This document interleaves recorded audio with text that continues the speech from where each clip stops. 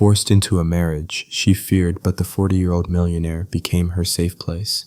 Hello everyone, before we begin today's story, I have a small favor to ask. Please hit subscribe and turn on the notification bell so you never miss our channel's new videos. It is quick, free, and the best way to support us in bringing you more dramatic stories. Your support means the world to us. Where are you watching from? Drop your city or country in the comments below. Thank you very much. Now, let us return to our main character. 2 hours before the forced wedding, she stood behind a half-closed door and heard a man from the groom's side whisper sharply, "If she's scared, let her be scared. He needs a bride to stay alive, not someone to love." Her breath hitched. Every rumor she'd heard about the 40-year-old millionaire cold controlling a man whose first wife had vanished without a trace suddenly felt real and suffocating. When she stepped back, the door swung open. He stood there, tall, composed, dressed in a black shirt that made his figure even more imposing. His eyes, dark and unreadable, swept over her trembling form, but instead of hardness she saw something else. Exhaustion, restraint, a quiet sadness that made her chest tighten. She flinched anyway. The man everyone feared was now inches away. He studied her silently, then spoke in a voice soft enough to steal the air from her lungs. "You don't have to cry. No one here will touch you. Unless you want it." Her heart lurched. The rumors hadn't prepared her for this gentleness, this contradiction that made her knees weaken. She wanted to run. She wanted to trust him. She didn't know which instinct would save her. But time was up. Her parents had taken money from him, money they were never meant to touch, and she was being delivered as payment. Because if she didn't marry him, those coming after her family would. She was 19, standing on the edge of a life she didn't choose. And he was the man everyone feared. They drove her to his mansion on the hill. The gates closed behind her with an echo that felt final, like a door locking on the past. The house itself was silent, too silent, as if holding its breath. A long hallway, polished floors, dim lights. Everything about the place screamed power and distance. He walked ahead of her, never reaching for her, never brushing against her, keeping space between them as though he was afraid she might shatter. When they reached the guest room, her room, he insisted he opened the door and stepped aside. "You don't owe me anything," he said quietly. "Not a word, not a touch, not a marriage bed." She lifted her eyes, startled. He leaned one shoulder against the doorframe, expression unreadable. "You're free in this house, but if you walk out of that front door, no one will be able to protect you from what's hunting you." His voice wasn't a warning. It was a truth, and that truth terrified her. She stepped into the room, unable to look him in the eyes. The light was soft, warm, nothing like the cold rumors wrapped around his name. She could feel his gaze on her back, but not in a way that made her shrink. More like he was checking to make sure she didn't collapse. When he finally turned to leave, she exhaled a shaky breath. Then a gunshot. Sharp, violent, close. She froze. The sound seemed to tear through the walls and lodge itself in her spine. Panic flooded her. Was it him? Was it the people chasing her family? Was she next? Footsteps thundered down the hall. She ran to the window, hands trembling as she pulled back the curtain. And that's when she saw it. On the outside of the glass, drawn in something dark and dripping, was a mark. A single, crude X, painted directly at eye level, painted as if someone had stood there outside her room watching, waiting. Her breath faltered. Her skin went cold. Because the X wasn't just a warning. It was a target. And it was aimed at her. She couldn't move at first. The bright red X burned against the glass, dripping slowly down like fresh blood. Her breath shuddered out of her chest as she backed away from the window, pulse hammering painfully in her ears. Footsteps raced toward her door. She spun around, terrified, but it was him, his figure filling the doorway, his chest rising and falling with a sharpness that told her that he had run the whole way. "Did you hear the gunshot?" he asked, eyes sweeping the room, alert, tense. She couldn't speak. She only pointed toward the window. He crossed the room in 2 long strides, pulled the curtain aside and froze. Something cold and dangerous flickered in his eyes. Behind him, 2 security guards arrived, breathless. One looked at the X and swallowed. "It's them," the guard said quietly. "Same mark as before." Her stomach dropped. "Whose mark?" The guard hesitated, then answered, "The people after your family. They tagged targets before grabbing them. Her legs nearly gave out. So? This is because of me. The guard nodded grimly. She looked at the man she had just married, this stranger she was supposed to fear, and guilt twisted through her chest. I thought you did this. His gaze snapped to hers, sharp with disbelief and something like hurt. I would never mark you like prey. Her throat tightened. She had believed the worst of him, without hesitation, while he had been trying to protect her from threats she didn't even know existed. He turned to the guards. Lock down the house. Full perimeter scan. I want eyes on every blind spot. Yes, sir. When the guards left, the room fell into a heavy silence. She stepped back as he approached, though he kept a careful distance between them. He seemed to notice her fear anyway. You're safe in here, he said softly. But you shouldn't be alone. I'm not staying with you, she whispered. He nodded once, no anger, no irritation. Just quiet acceptance. I know, but stay close to me. They won't touch you if I'm near. He offered his hand, not to hold, just an invitation for her to follow.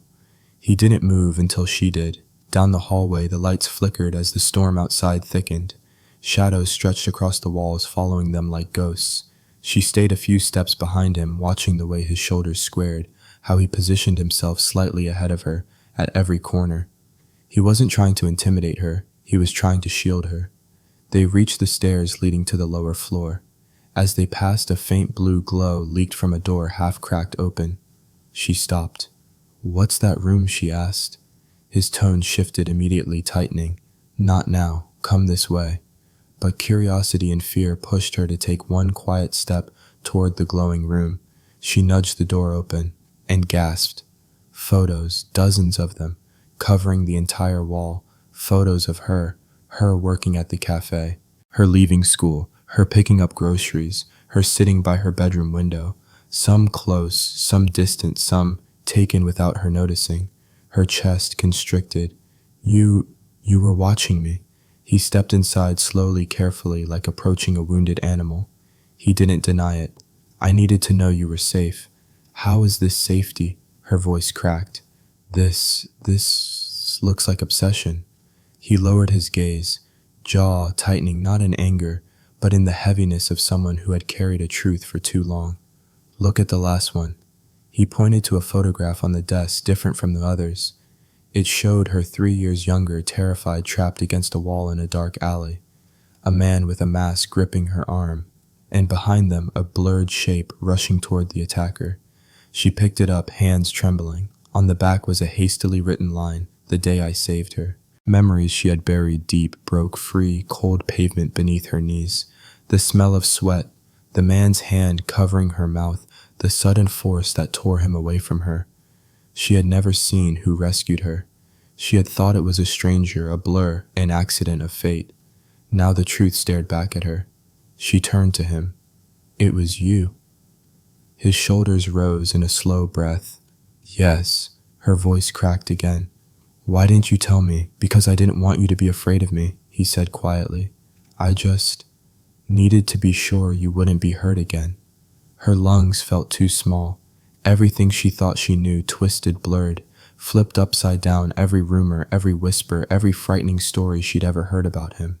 Everything except this, he had saved her life. Before she could say anything more, another guard burst into the room. Sir, they've circled back. More of them this time. His expression hardened instantly, cold, deadly protective. Lock every door, he ordered. No one comes near her. The guard nodded and sprinted away. He turned back to her eyes, dark with determination. You stay with me, he said quietly, until this is over. Her heart pounded, not out of fear this time, but because the man she had once believed would destroy her might be the only one willing to die to protect her. She stared at the photograph in her hands, her breath snagging in her lungs. The terrified girl in the picture was her 3 years younger, pressed against a filthy alley wall, with a masked man gripping her arm. And behind them, blurred in motion, was the shape of the man she had just married. Her voice trembled as she looked up. It was you, that night. He didn't move for a moment. His eyes softened, but his expression remained guarded, as if bracing for her reaction. Yes. The single word hit her harder than she expected. Why didn't you tell me? She whispered. He exhaled slowly, the sound heavy with something deeper than regret. Because if you knew, you'd either run from me, or you'd be terrified for the wrong reasons. She stepped back, clutching the photo like a lifeline. What happened that night, I barely remember. He lowered his head. Then you should know everything. He walked toward the desk, resting his bandaged hand on the edge for support. She followed, reluctant yet desperate for the truth. You were 16, he said quietly. You left the library alone.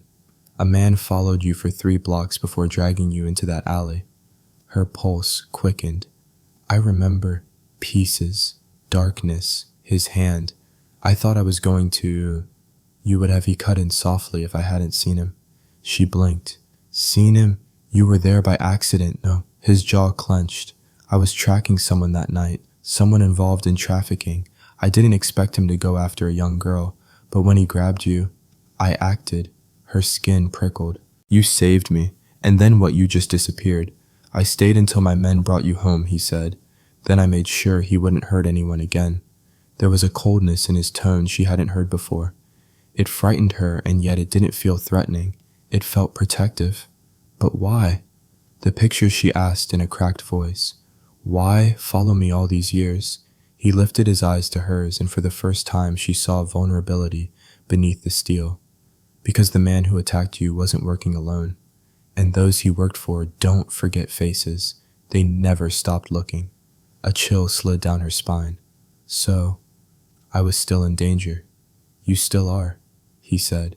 And when I saw your father's debts, the people he owed, I knew they were connected. She pressed a trembling hand to her forehead. Her entire life, her family's downfall, the marriage, the threats, none of it was random.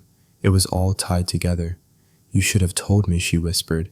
You were already terrified. His voice was quiet, almost pained. I didn't want you thinking I was the danger. For a moment she couldn't speak. Her heart twisted with confusion, fear, and something else, something warm and confusing that she refused to name. He glanced toward the hallway as footsteps echoed above them. There's something else you need to know. She followed him out of the room and into the study. He opened a drawer and pulled out a sealed envelope, handing it to her. Read it. Her fingers shook as she unfolded the documents inside. Medical scans, doctor's notes, a grim diagnosis written in harsh black ink. Her throat closed. This is yours. He nodded. Her eyes darted to a line highlighted in red: life expectancy, without intervention, 8 months. Her vision blurred. You're dying. No, he corrected softly. I'm sick. There's a difference. She couldn't breathe. Why didn't you get treatment? He hesitated, something raw flickering in his eyes. Because the last person I trusted walked away the moment she found out. She swallowed hard. Your first wife. He didn't answer. He didn't need to. She folded the papers, heart hammering. And the marriage. Was it because of the danger around my family or because of this? Both, he admitted. I needed someone I could trust, someone the board would recognize if something happened to me. His voice dropped. Someone I could protect. Her fingers tightened around the envelope. Why me? He looked at her, then truly looked at her, and she felt pinned by the intensity of it. Because you're the only person I've ever saved, he said quietly, and the only one I wanted to live for. The room tilted. She had no words. He moved to the safe against the wall and opened it. She stepped closer, in a daze. Inside was a legal document sealed with the company insignia.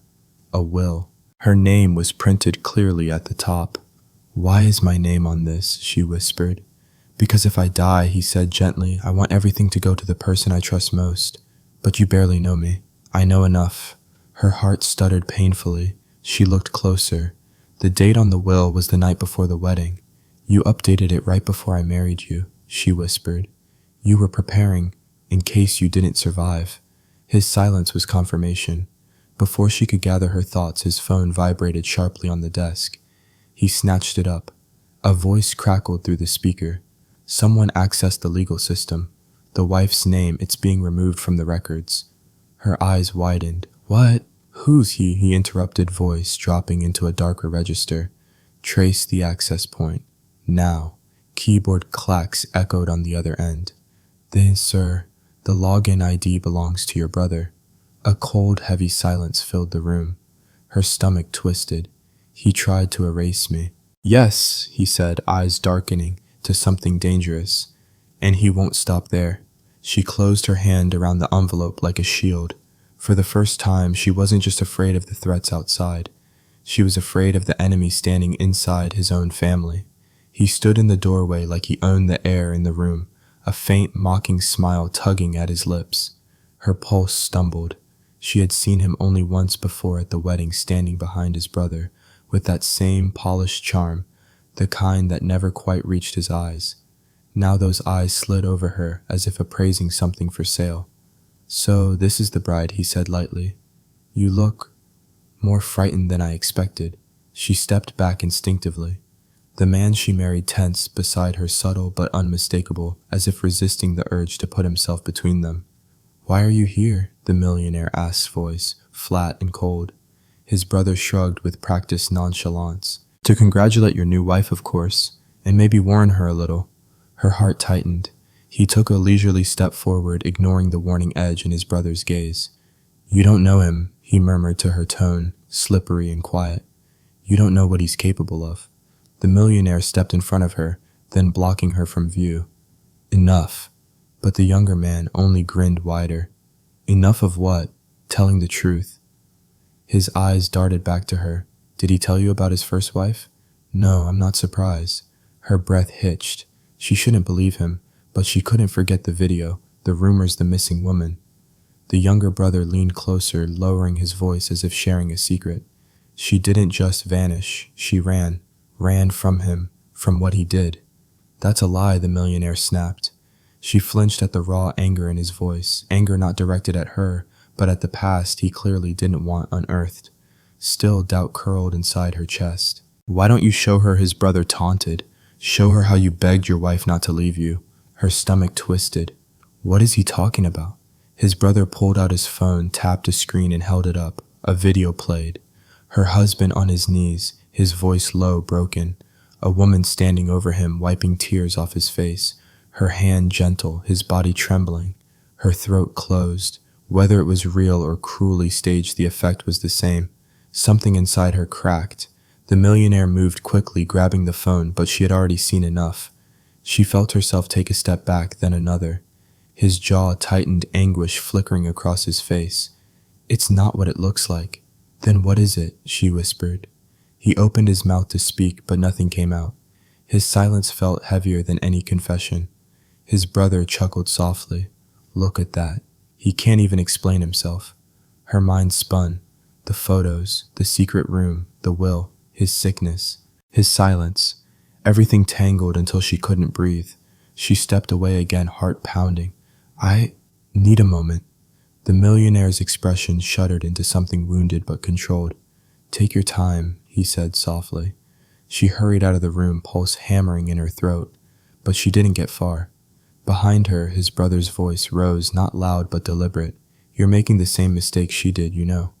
"The first one." She froze. Then a subtle shift in the air told her someone had followed. She turned slowly. He was standing behind her, his face inches from hers. Too close. Far too close. "Do you really think," he murmured, "that you're different from her?" She tried to step away, but he leaned forward, forcing her backward until her spine brushed against the wall. "She believed him too," he whispered. "Believed he was gentle, safe, loved her even." "That's enough," a low voice growled. Her husband stood at the end of the hall, eyes like a storm barely contained. His brother smirked, no remorse in his expression at all. What he said mockingly. "She asked questions. I answered. Stay away from her," the millionaire warned. "Or what?" the younger man replied softly. "You'll lose her the same way you lost the last one." Something in the millionaire snapped. He stepped forward, controlled but lethal, every inch of him radiating a promise of violence. The air between them crackled. His brother only backed away when the distance shrank to a breath. "Touchy subject, isn't it? I'll leave you two to your little misunderstanding." He walked off humming as if he hadn't just lit the fuse to a bomb. Left alone, she pressed a hand to her forehead, feeling faint. The millionaire approached carefully, stopping a few feet away. "I'm not angry at you," he said quietly. "Just tell me what you're thinking." She shook her head. "I don't know what to think. Everything is twisted. In that video." His shoulders stiffened with pain that had nothing to do with injuries. The woman in that video. He stopped, jaw tightening. There's more to it, but I don't want to hurt you with the details tonight. Her chest tightened. You're asking me to trust you. I know, he whispered. I'm asking too much. Silence stretched between them, thick with confusion, fear, and a strange, aching longing. Finally, she whispered, I just need time. His eyes softened, dimmed with grief she didn't understand, but he nodded. You'll have it. She walked away, her heartbeat uneven, her mind a storm. Hours later, she replayed the video, pausing on the woman's hand as it touched his face. A tiny scar across her wrist, a scar she had seen before, a scar she had grown up memorizing, her mother's scar. The phone nearly slipped from her hand, and in that moment, everything she feared became something far more terrifying. Her mother, the millionaire, the missing wife. The video was not what she thought. It was worse. She waited for her mother in the sitting room. The video paused on a still image glowing accusingly from her phone screen. Her hands wouldn't stop trembling. That scar, that unmistakable scar. She had stared at it her whole childhood, watching her mother trace it whenever she was thinking too hard.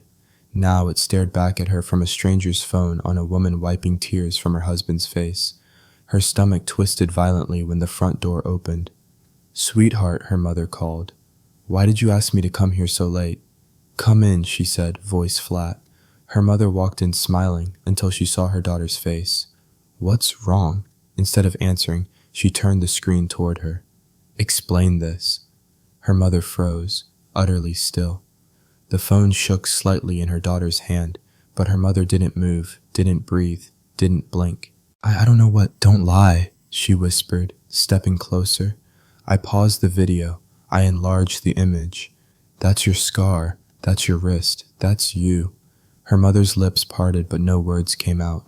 Tell me, she said again, voice trembling now with both fear and anger. Tell me why you were with him before you forced me to marry him. Her mother sank into the closest chair, covering her face with both hands. I didn't want you to find out this way. Find out what? Her mother's shoulders shook. I thought I could fix everything before it mattered. Fix what, Mom? Her voice cracked. What did you do? Tears slipped through her mother's fingers. Your father's debt wasn't the first debt we owed. Her chest tightened. What does that mean? Her mother lowered her hands, eyes red and defeated. I met his brother months ago. I thought he was a businessman, a savior. He said he could help us. He said he could convince your father's enemies to leave us alone. Her heart sank. His brother, you were involved with his brother. Her mother nodded slowly, shame dripping from every movement. He gave me money, gifts, promises. I believed him. You believed a stranger, she whispered. Over your own daughter, her mother flinched. I was desperate and foolish. And what about my husband, she demanded. Why were you with him? Why is he kneeling in front of you? Her mother hesitated, then spoke in a small, cracked voice. He found out I was lying, that I was using him. I begged him not to expose me to your father. I told him we were drowning. I told him if he ruined me, he'd ruin you too. Her vision blurred with hot tears. So he begged you not to leave him. Her mother shook her head violently. No! He begged me to leave his family alone. He told me to take the money and disappear. He never touched me. He never wanted me. I manipulated that moment. The world tilted. Her mother sobbed harder.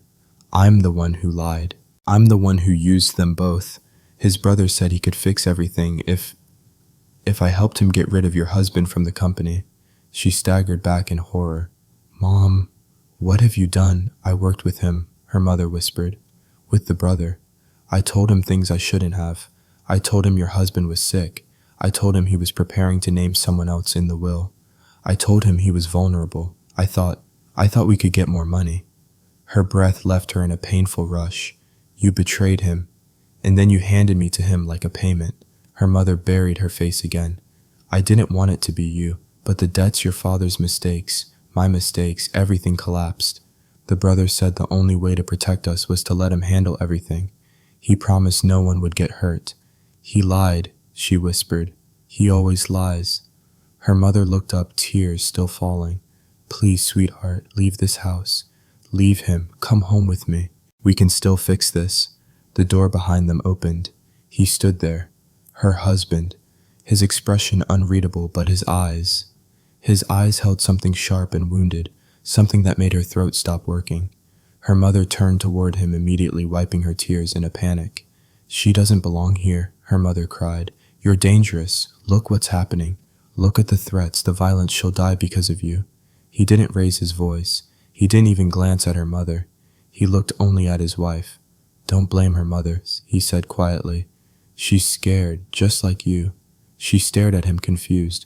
"Why aren't you angry I am?" he said simply. "But not at you." Her mother clutched her daughter's arm. "Please, leave him. He'll destroy you." He closed his eyes for a moment, as if choosing his words carefully. "If she wants to go, she can. I won't hold her here." His voice lowered. "I've never wanted to cage her." The honesty in his tone made her heart ache. "But know this," he continued, opening his eyes again. "Your mother wasn't the only one who lied to protect someone. I've been doing the same." Her breath caught. "You mean the illness?" He nodded once. She took a shaky step toward him. "Why didn't you tell me sooner?" "Because the last time I trusted someone with the truth," he said, voice breaking just slightly, "she left me the next morning." Her heart twisted painfully. Her mother tried again to pull her away. "You don't have to stay. He'll die soon. Let him go." He inhaled slowly, then reached into his pocket and handed her a black envelope. "You should see this." She opened it with trembling fingers. Medical charts, emergency timelines, a single sharp line that read, "Recommended surgery within 8 months for survival." Her breath hitched. You're dying." "Not today," he said softly. "And not if I have something worth fighting for." She blinked through tears. "Why won't you get help? Why won't you fight for yourself?" He looked at her, really looked, and she felt something inside her chest collapse. "Because I'm not afraid of dying," he whispered. "I'm afraid of being left again." Her eyes blurred completely. It was the first time she understood his loneliness, the first time she saw the brokenness beneath the cold exterior, and the first time she realized she wasn't just afraid of him anymore. She was afraid of losing him. She didn't sleep that night. His words, "I'm afraid of being left again," echoed through her mind long after he'd left the room. She lay awake, replaying everything, the lies, the danger, the betrayal, the sickness, the truth about her mother, and the haunting mystery of the first wife. By dawn, she couldn't take the weight of not knowing anymore. She slipped out of bed and made her way back to the hidden room in the basement. Dust hung in the air like a veil. The harsh blue light cast long shadows over the photographs that had once terrified her, but now she saw them differently. Not obsession, not control, protection. Still one truth gnawed at her, the first wife. The missing woman, the whispered stories, the video, the scar. She opened a drawer she hadn't checked before and froze. Inside was a thin folder labeled with the first wife's name. Her heartbeat stuttered as she opened it. Wedding photos that looked perfect on the surface. Hospital reports, psychiatric evaluations. Notes from a therapist about manipulation, emotional instability, compulsive lying. A printed email that made her stomach twist. "He's weak. I can make him give me control, and if not, his brother will." The first wife hadn't been a victim. She had been hunting for power. And the email's recipient was his brother. Her hands trembled as she set the documents aside.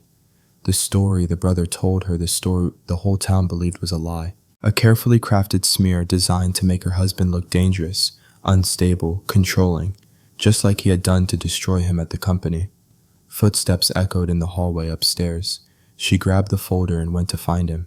He was in the study, shoulders tense, staring out the window as if expecting another attack. Morning light washed over him, highlighting the exhaustion in the tight line of his jaw. "I found this," she said quietly.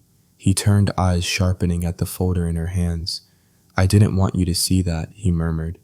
"I needed to." He hesitated, then sat down, motioning for her to do the same. Silence stretched between them before he finally spoke. "She wasn't what she pretended to be," he said, voice low and rough around the edges. "Beautiful, charming, smart, but everything she touched had strings attached. Every smile had a direction. I didn't notice until it was too late." She held the folder tighter. "And your brother?" His jaw clenched. "He fell for her games, or maybe he just wanted an excuse to hurt me. I never knew which came first." She swallowed. They were together. I found out the night I told her about my illness. A shadow crossed his face. She said she loved me. She cried, she held me, and then she walked out of the house and into his car. Her heart cracked open. I'm so sorry. He looked at her then, really looked, his eyes dark, wounded, old. I warned you the truth was ugly. It's not ugly, she said softly. It's heartbreaking. He didn't respond, but something in him loosened. She took a breath. I confronted your brother last night. His head snapped up, alarm flaring. You what? He cornered me, taunted me, said I would leave you the same way she did. A cold rage flickered through his eyes. He touched you, he stood too close. She admitted, pulse quickening at the memory. And he said he wasn't finished hurting you. His silence was sharp, taut, dangerous. And then he said something else, she whispered, that he wasn't done with me either. He stood so quickly the chair scraped back. You're not going near him again. Ever. She didn't argue.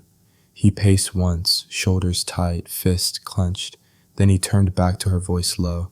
You shouldn't have to deal with this. I'm already dealing with it, she said gently. Running won't change anything. He stared at her a long moment as if trying to understand how she could still be here after everything. After the lies, the danger, the fear. But her next words froze him completely.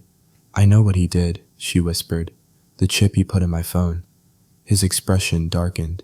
He wants control. He's always wanted control. She stepped closer, heart pounding. No, he wants to destroy you. It was never just the company. It was never just jealousy. It was both of you, and now me. He closed his eyes, exhaling a slow breath filled with bitterness and loss. He took her from me. He wants to take you too. She didn't know what compelled her fear, adrenaline, or the truth she was only now admitting to herself, but she reached out and touched his hand. He froze. You didn't deserve what they did to you, she said softly. Any of it.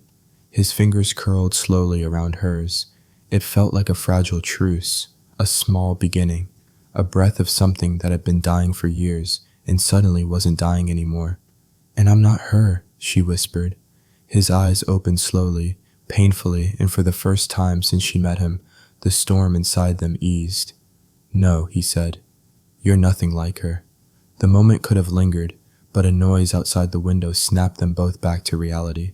Voices, engines, something shifting in the wind. He moved instinctively, pulling her slightly behind him, scanning the perimeter with the alertness of a man who'd lived too long in danger. We're not safe here anymore, he said, voice dropping into the cold edge she was beginning to recognize as fear disguised as control. My brother won't stop, and he knows exactly how to hurt me. Her breath hitched, by hurting me. He didn't deny it. Before either could speak, her phone buzzed on the table. A message, from a number she didn't know. Her blood ran cold as she read the 3 words glowing on the screen. I'm not finished. The message on her phone, I'm not finished, echoed through her skull as she sat frozen staring at the glowing screen. Her lungs wouldn't expand, her fingers wouldn't move. Her husband took one look at her face, stepped forward and gently took the phone from her shaking hand. His expression darkened sharp and deadly. We're leaving. Before she could process his words, alarms blared through the mansion. Security scrambled in the hall, radios crackling with warnings, but he was already guiding her down the stairs, one hand steady on the small of her back, the other gripping the railing to support his still injured body. I thought we were safe here, she whispered. We were, he said tightly. Until last night. My brother finally stopped pretending. They reached the garage, a dim underground space where cars gleamed under fluorescent security lights. He led her to a black SUV and opened the passenger door. Get in. She hesitated. You're hurt. You should be in a hospital. I'm going to the hospital, he said, getting into the driver's seat, voice firm but trembling slightly. But I'm not going without you. She slid in beside him. The door locked automatically. Moments later, they were speeding out of the gate. The night swallowed them whole, the road stretching ahead in eerie silence. She could see the tension in the way he held the wheel, knuckles white, breath tight, eyes watching every blind spot. You should let your guards drive, she murmured. I don't trust anyone right now. But you trust me, she asked softly. He glanced at her eyes flickering with something that broke her heart. More than anyone. A painful warmth spread through her chest. She turned her gaze to the road just in time to see headlights flare behind them. "Is someone following us?" she whispered. He didn't answer. The headlights grew brighter, closer, too close. "What is that?" A truck roared from a side road without warning, metal screaming against metal as it slammed into them. She screamed as their SUV spun violently, skidding across the asphalt. He cursed under his breath, jerking the wheel, doing everything in his power to control the skid. But the truck wasn't slowing. It turned. It came again. "Hold on," he hissed. The truck hit her side this time. The world tilted. Glass shattered. Her body slammed against the door. Pain shot through her shoulder. She gasped, choking on fear as the car spun again, tires burning against pavement. Before she could scream, he threw his body over hers, shielding her completely. The impact hit his back, his arm bracing the window to keep it from crushing her. She felt him shudder in pain, teeth clenched, his breath hot against her ear. "Stay down," he whispered. "Stay with me." Everything blurred, lights, sounds, the world itself, until the SUV finally slammed to a stop in a ditch. Silence. Then a low groan from him as he lifted his head. "Are you hurt?" he asked, voice strained, trembling. I don't know," she whispered. "You're bleeding your arm. It's fine." He didn't look at his wound. His only focus was her. People were shouting somewhere behind them. Tires screeched, sirens wailed in the distance. He forced the door open with his good arm, staggering as he got out. He reached back inside for her. "Come on, I've got you." She leaned on him as they climbed up the roadside embankment. He was shaking now, out of adrenaline or pain, she couldn't tell, but he kept her close, shielding her with his body, even as he swayed on his feet. Seconds later, hospital staff rushed toward them after a nearby witness called emergency services. He barely made it 2 steps inside the emergency bay before his knees buckled. She grabbed him. "No, stay with me, please." He caught himself against the wall, drawing in a ragged breath. "I'm fine." He lied. "You're not fine." Tears blurred her sight. "You protected me. You took the entire hit." He reached up and brushed her cheek with trembling fingers. "You're safe. That's all that matters." Doctors rushed toward him, trying to ease him onto a gurney, but he didn't let go of her hand until the very last second. The moment they took him away, a familiar voice echoed down the hallway. "Well, well," his brother drawled, stepping into view. "Seems like you two had quite the night." She turned slowly, fury rising in her chest like fire. He smirked. "Your husband has always been dramatic, throwing himself in front of cars now, pathetic." "Stop," she whispered. "Just stop." He ignored her. "The company board is signing the temporary leadership order tonight. He won't be able to object." "That's not happening," she said, voice breaking. "He's still alive." For now, the brother answered coolly. "But the company won't wait." Something snapped inside her. "No," she said more firmly. "I won't let you take everything from him. Not again." He laughed. "You don't have any authority." The words hit her like ice, until she remembered the will, the documents, his signature, his trust. She raised her chin. "Actually, I do." His smirk faltered. She walked past him toward the boardroom, toward the place where his fate was being decided by people who didn't know him and never cared if he lived or died. She pushed open the doors covered in dirt, glass, and blood that wasn't hers. Gasps filled the room. "I am his legal representative," she said, steadying her voice, "and I'm here to protect his position." Whispers rippled. Shock, confusion, resistance. Before anyone could question her, the lights flickered. Then darkness. Someone shouted, screens went black, security alarms cut off. The entire building went silent. When the emergency power kicked on a minute later, the board members stared up at the CCTV feed flickering on the screen. The footage showed someone sabotaging the electrical hub, someone in a familiar coat, someone with a familiar walk, her husband's brother. The room fell into stunned silence, and she knew with icy certainty this wasn't over, not even close. The emergency lights flickered as she hurried down the hospital corridor, her pulse still pounding from the boardroom blackout. Security guards, nurses, police officers, everyone seemed to be moving in frantic circles, but she had only one thought in her mind: find him. She pushed open the ICU waiting room door and stepped inside. The air was thick with antiseptic and fear. He lay on the bed beyond the glass wall, pale hooked to monitors, bandages soaked red from where the bullet had grazed him. Her throat tightened. She moved closer, resting a hand against the cool glass. "You came back," a nurse said softly behind her. "He kept asking for you before the medication kicked in." The words pierced her.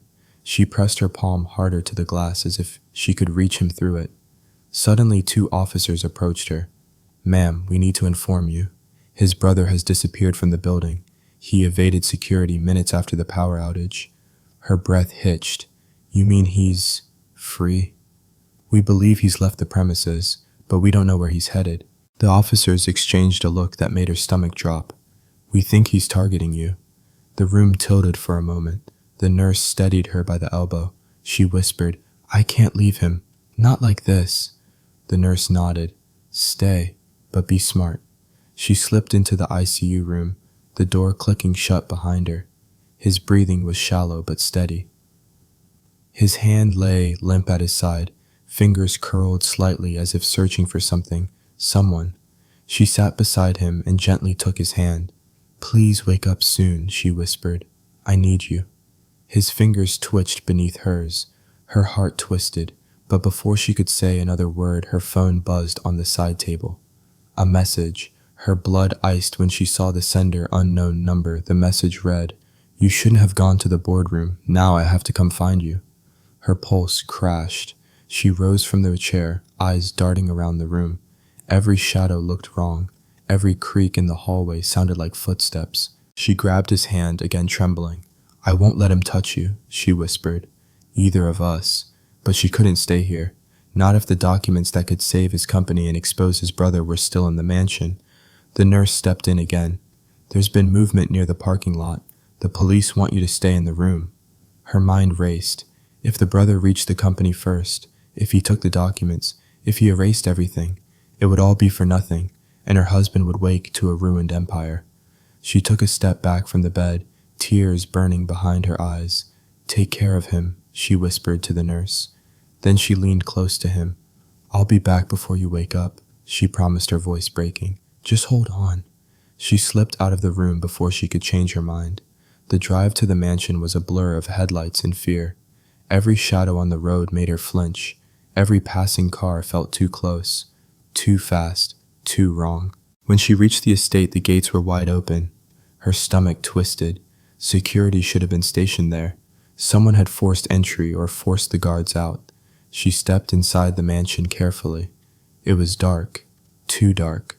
Only the emergency lights glowed faintly along the floor.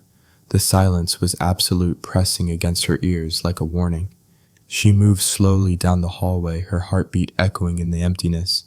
Her steps were soft, but every sound felt loud in the cavernous space. Her goal was clear: the office upstairs, the documents in the safe, proof of everything his brother had done. She hurried up the grand staircase, legs trembling, breath tight. When she reached the office and slipped inside, her relief was immediate. The documents were still there. She grabbed the folder, hugging it to her chest. She turned to leave, and froze. A soft click of a door closing somewhere down the hall. Her skin prickled. She crept toward her bedroom, heart pounding, hoping she was imagining it. But when she pushed the door open, a figure stood by the window. Casual, calm, waiting, the younger brother. Finally he said, turning to her with a slow smile, "I was wondering when you'd come home." She stepped back automatically, her grip tightening on the folder. "Stay away from me." He chuckled. "Still brave, I see. Just like your husband thought you'd be." His voice darkened. He was wrong about so many things. He moved toward her, each step deliberate. "You know," he said, tilting his head, "I always wondered what he saw in you. Why he changed his will, why he protected you." He grabbed her wrist suddenly, yanking her close. "But now I understand," he whispered, "because taking you away hurts him more than anything else." She shoved him, but he tightened his grip, slamming her back against the wall. Fear shot through her veins like ice. "No one is here to save you now," he murmured. "Not this time." She twisted, trying to break free, but he grabbed her chin, forcing her to look at him. "You should have stayed quiet. You should have stayed obedient. Tears burned her eyes, not from fear, but fury. Just as he lifted his hand as if to strike her, the door exploded open. Her husband stood in the doorway, still in the hospital gown, still bandaged, still bleeding from his earlier wound, leaning heavily against the frame but alive, awake, and more dangerous than she had ever seen him. "Get your hands off her," he said, voice low, shaking lethal. His brother froze. She stared at him, breath caught between terror and relief. He was barely standing, but he came. He came for her. "Let her go," he repeated, taking one unsteady step forward. The brother's smile vanished, and for the first time she saw fear in his eyes. He stood in the doorway like a man risen from the dead, trembling breath, shallow hospital gown streaked with dried blood, but his eyes were sharp, fixed only on her. "Get your hands off her," he said again, voice low and shaking with fury he could barely contain. His brother hesitated for the first time. "You should be unconscious." "I woke up," he rasped. "I knew she wasn't safe." The younger man's jaw tightened. "You can't protect her. You can't even stand." He pushed off the doorframe and took a step forward anyway, legs nearly buckling. She moved instinctively, trying to brace him, but he shook his head. "Stay behind me." She had never heard his voice like that, broken, desperate, determined. His brother's eyes flicked between them, something vicious and ugly twisting across his face. "You've ruined everything for me," he spat. "You always have. And you've taken everything from me," the elder brother said softly. "But not her." The younger man lunged. He grabbed her by the arm and yanked her toward him, pulling a small gun from his pocket in one frantic motion. She cried out, stumbling as he dragged her back. "Stop!" she screamed. But the millionaire was already moving. He didn't think. He didn't calculate. He didn't consider his injuries or the blood dripping down his bandaged arm. He just threw himself forward. The gunshot cracked through the room. For a split second she felt nothing. No pain, no heat, until she saw blood bloom across his arm as he shoved her behind him, shielding her once again with his own body. He groaned but didn't fall. He planted his feet, breathing hard. His brother's hand shook. "Why won't you die?" "Because she's here," he whispered. Sirens wailed outside. Heavy boots thundered up the hallway. The door burst open and officers swarmed in. The younger brother tried to flee toward the balcony, but 3 officers tackled him to the ground. He screamed, thrashing. She ruined everything. He should have nothing. Handcuffs snapped around his wrists. His shouts dissolved into furious, incoherent rage as he was dragged out of the room, down the stairs, and out of their lives. Silence settled slowly in his wake.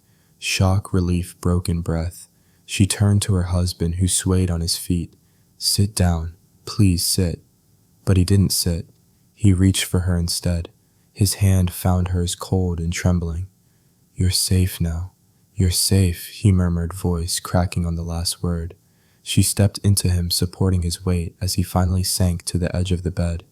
His head dropped forward, forehead pressing weakly to her shoulder. "You could have died," she whispered, tears slipping down her cheeks. "Why would you come here like that? Why?"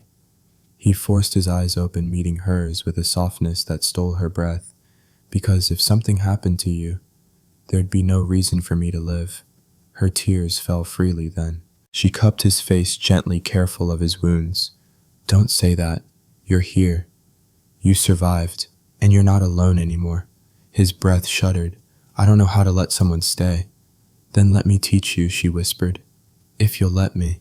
He closed his eyes as if the words physically overwhelmed him. When he opened them again, he reached for her hand and guided it to his chest, over his heart. "I'm living," he said quietly, "because of you." She leaned her forehead against his, their breaths mingling, the world outside fading into nothing. For the first time, he didn't hide, didn't distance himself, didn't hold back. He simply let her stay. Hours later, after the police left and the mansion grew quiet again, they stood together on the balcony where the red X had once stained the glass. The storm had passed, the sky was clearing, the wind was gentle. She looked up at him, fingers intertwined with his. "I'm not afraid anymore," she whispered. He wrapped an arm around her waist, pulling her close. "Because you're not alone," he answered. "Not anymore." She rested her head against his shoulder, feeling the rise and fall of his breath, fragile but alive. hopeful.